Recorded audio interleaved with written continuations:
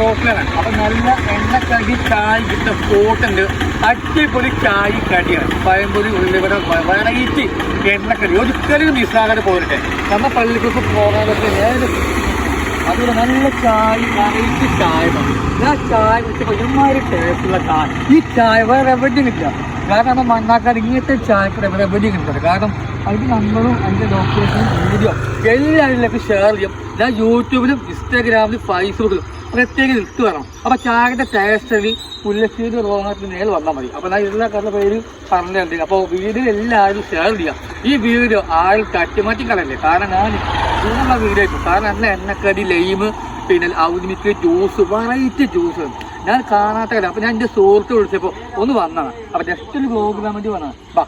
അപ്പൊ ബ്ലോഗിൽ എല്ലാവരും ഉൾപ്പെടുത്തും. കാരണം അത്രയും കടികൾ വേറെ എവിടെ ഉണ്ടാകും. ഈ കടികൾ പറഞ്ഞ